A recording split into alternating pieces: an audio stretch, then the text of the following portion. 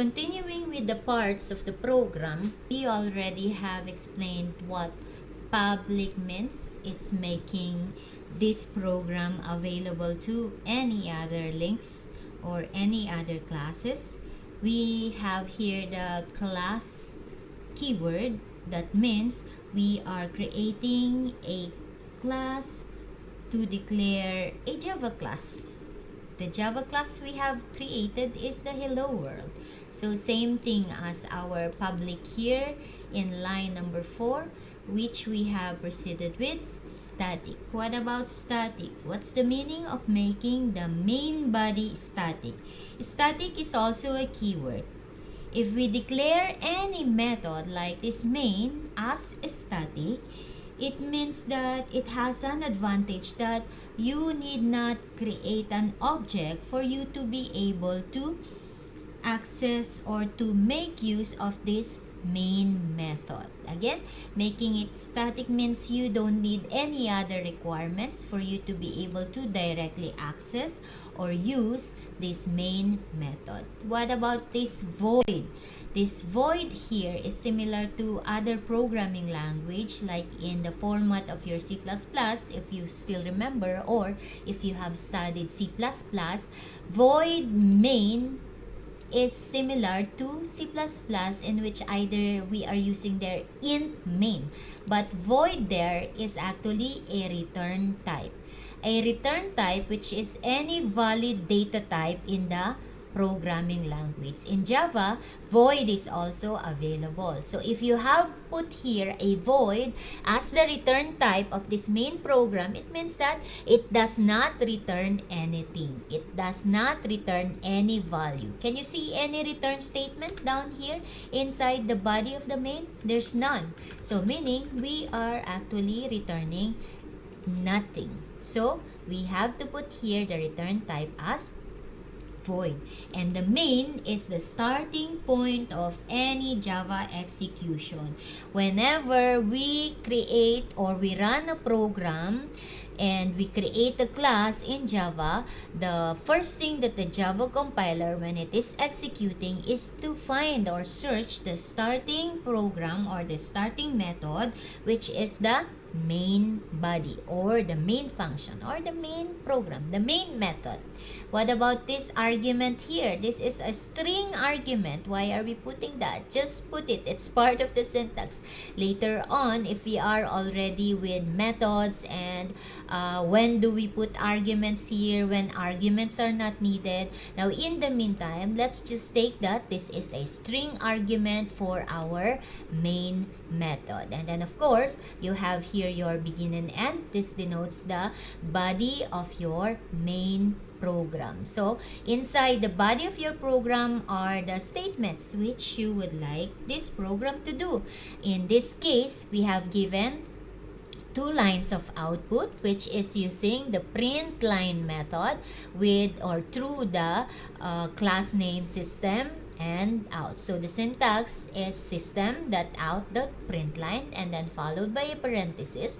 Inside the parenthesis is the message which you would like this program to display. So that's the summary of this first program. This first program is the simplest program which you could ever write in Java programming language. So we have here just use one statement or 2 statements which displays 2 different outputs. Now let's just continue with the other types of output.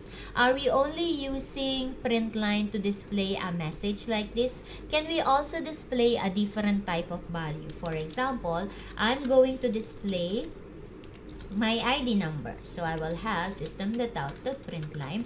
In the meantime, since you are not yet familiar with this method, you might as well forget or you may not know the correct syntax if you are not going to type it as of now. So while you are still on the process of absorbing all this syntax and all these commands, you simply type for you to remember. Don't copy in and paste. Copy and paste if you are so familiar with it already. So let's say I'm going to write my staff ID number. So I have here system.out.println, and then I am writing my ID number. So look, observe that I am not putting double quotes this time. Why I don't need to put double quotes? Because I am displaying a numeric value. I want to display this value as it is, not anymore inside the double quote. So if it's a numeric value,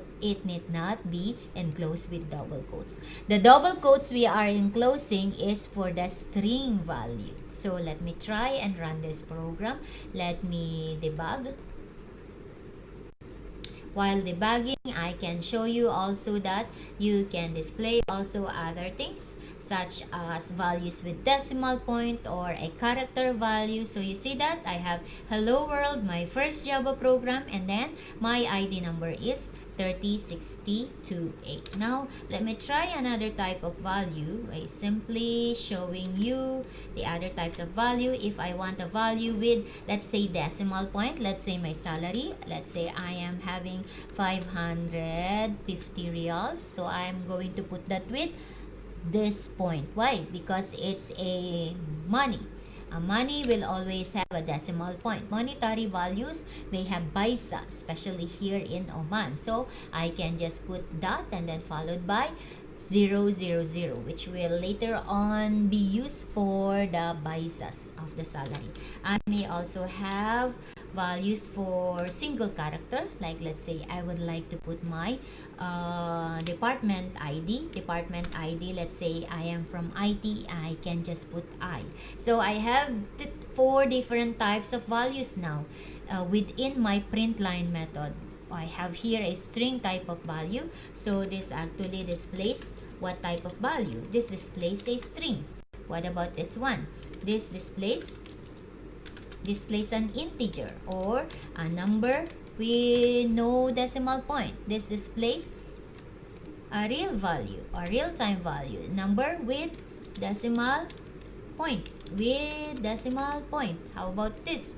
This displays, or this will show you an output with a single character or a character. Okay, string is a sequence of character, a character or single character. Now let's see what our outputs are. Whatever are inside your parentheses, it will be displayed as is. This is enclosed in double quotes because it's a combination of alphanumeric and special character. This simply is called as a string. So let's try to run that program and see the different lines of output. How many output lines do we have? We have here the first line of output from the command we have in line number 5, hello world. Second one is my first Java program. We have here a numeric value 30628. We have here 550.0 and then letter I. I think we missed something. Let me put here okay, let me just type on that so that you're familiar. Okay, system dot out dot print line. Let me write my name. Can I put like this? Ruby. It's a string output, so I'm gonna find an error here. Look at this error. See that error? So it is saying that the local, it may be local variable, or if it's a parameter, then it should be enclosed with double quotes. If you click that, it will simply enclose with double quotes. Oh, no, what happened? It's putting it as an argument. I'm sorry for that.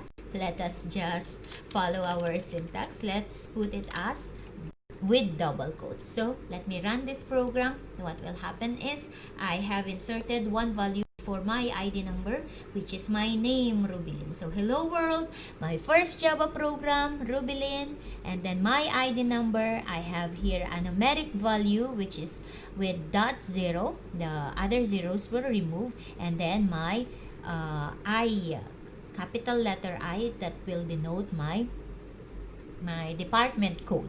Okay, so we have different types of values displayed in this single program, which is your very first Java program.